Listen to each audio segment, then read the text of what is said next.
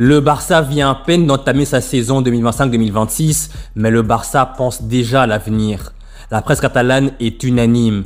Robert Lewandowski ne sera plus intouchable cette saison. Le temps où il enchaînait tous les matchs en tant que titulaire indiscutable est révolu. Le Barça prépare déjà sa transition en attaque et Lewandowski devra désormais partager son temps de jeu avec Ferran Torres et Rashford.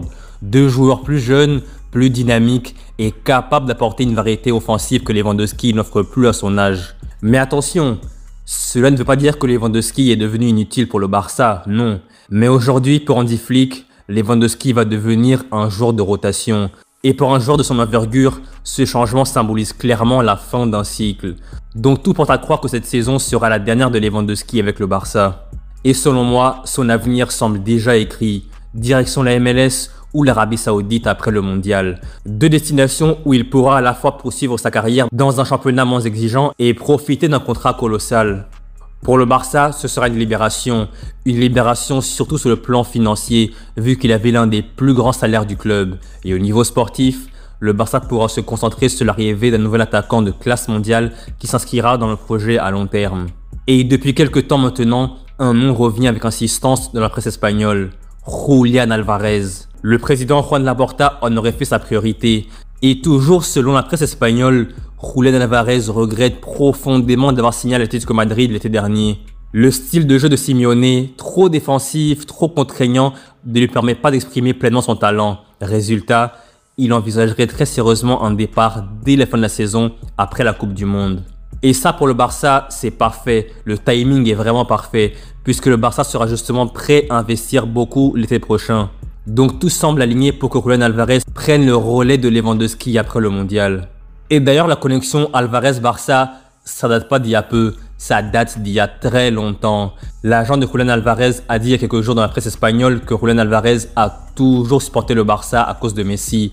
À l'époque, entre 2009 et 2020, il regardait quasiment tout le temps les matchs du Barça. Ça, c'est ce que son agent a dit. Et résultat, Álvarez est devenu fan du Barça pendant son enfance et aujourd'hui, il porte le Barça dans son cœur. Donc là maintenant, on sait que Lewandowski part en fin de saison, Ferran Torres c'est un joueur de rotation et Rashford c'est un joueur qui est en prêt. Donc Álvarez, s'il vient au Barça, il sera titulaire indiscutable, il sera le numéro 1, il sera le numéro 9 du Barça sur le moyen et long terme. Et selon moi, Julián Álvarez au Barça, c'est un mariage parfait. Sur le plan du jeu, son profil correspond exactement à ce que cherche le club. Mobilité, intelligence dans les déplacements, finition clinique et capacité à participer au collectif. Et sur le plan de l'ambition, il rejoint une équipe qui veut redevenir championne d'Europe et surtout dominer le football mondial sur le court, moyen et long terme.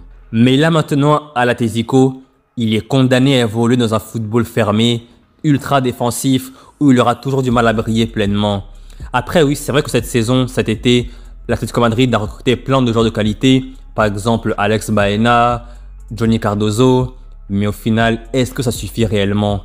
Est-ce que avec ces arrivées-là, l'Atlético Madrid peut redevenir une équipe qui lutte pour la Liga et la Ligue des Champions? Personnellement, je pense pas. Et cette saison, comme l'an dernier, ils vont faire une saison blanche. Ça, c'est mon avis. Pas de Liga, pas de Ligue des Champions, pas de Super Coupe d'Espagne et pas de Coupe du Roi. Ce n'est que mon avis, peut-être que je me trompe, mais l'Atlético Madrid aujourd'hui n'est pas assez armé et Simeone, je pense que son temps est révolu. Simeone, l'Atlético Madrid, il a fait du bon boulot, mais franchement aujourd'hui, il faut tourner la page. L'Atlético Madrid avec lui, ça va vraiment pas avancer. C'est un petit peu comme Arteta à Arsenal. Il gagne des matchs et tout, mais en fin de saison, toujours le même bilan. Deuxième ou troisième. À chaque fois, c'est la même. Donc pour toutes ces raisons, Álvarez au Barça, c'est vraiment l'idéal pour moi. L'Atlético, c'est pas fait pour lui. Oui, c'est vrai qu'il marque beaucoup de buts là-bas. Statistiquement, c'est très intéressant ce qu'il a produit là-bas. Et cette saison, il a déjà marqué un but le week-end dernier. Mais franchement, les clubs comme le Barça ou City, c'est les clubs où Álvarez doit jouer. C'est les clubs qui ont le ballon, la possession de balle, un jeu léché et où les joueurs offensifs s'éclatent. Et le Barça, c'est vraiment parfait pour Julián Álvarez selon moi. Au Barça, il aura un environnement où son talent sera mis en avant, mais vraiment. Et là, il pourrait se battre pour les plus grands trophées, même le Ballon d'Or, pourquoi pas. Pour l'instant, Lewandowski incarne le présent du Barça, mais Álvarez, lui, c'est l'avenir du Barça. En tout cas, s'il y signe après le mondial l'été prochain, il sera très clairement l'avenir du Barça. Lui, Lamine Yamal, Pedri, Gavi, Fermin, tous ces joueurs-là, Koubarsi, ils vont porter le Barça sur le court, moyen et long terme.